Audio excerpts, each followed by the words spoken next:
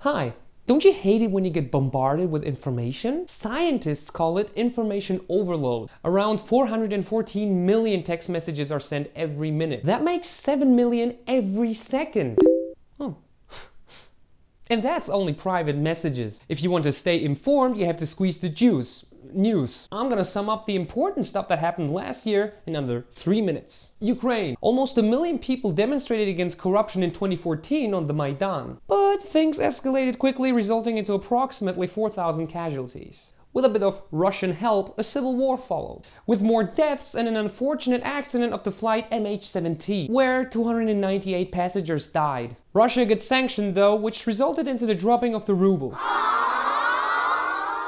ISIS. As the richest terrorist group, they make $4 million a day. Most of it comes from illegal oil. They're basically Al-Qaeda. But worse, not only do they want their own state, but also an Islamic one. The kind of state where you get your hand chopped off for stealing. 15,000 people from over 80 countries are actually into this. But you needn't worry. The massive airstrikes and the Kurdish forces are ganging up on them. Ebola. About ISIS we know relatively little but are doing a lot. About Ebola the world knows a lot but are doing relatively little. The Ebola epidemic is the largest of its kind. It started 2013 and took 8 whole months to spread until it was recognized as a real threat. Like the UN commissioner said, we knew about those epidemics, we just simply misread their potential. The current number of cases almost hits the 8,000 mark.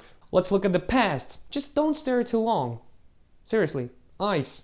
Come on. In the middle of this chaos, we actually made some progress. We landed on a comet and maybe found life on Mars. We found out we can manipulate memory on mice. We might have a lead on curing Alzheimer, hepatitis C, and tuberculosis. There are more people getting treated than infected with HIV. Tim Cook is gay. Less children are dying at the age of 5 than ever before in the history. Malala is the first 17-year-old to get a Nobel Peace Prize. What did you do when you were 17? Maria Marzahani is the first woman to receive the Fields Medal, which is considered to be the Nobel of mathematics. Janet Yellen is the first chairwoman of the Federal Reserve. Like Harvard psychology professor Steven Pinker said, more people live longer than ever before. Well, we might have not solved everything, but we have a pretty good foundation to build up on. Was that under 3 minutes? What can we learn from this? Tell us in the comment section below in just one sentence. For more information and less overload, make sure to subscribe our weekly newsletter on whathappenedlastweek.com. It's short, informative, and gives you the scoop of what's happening worldwide for free. And you can find us anywhere on social media like Facebook, Twitter, and Google+.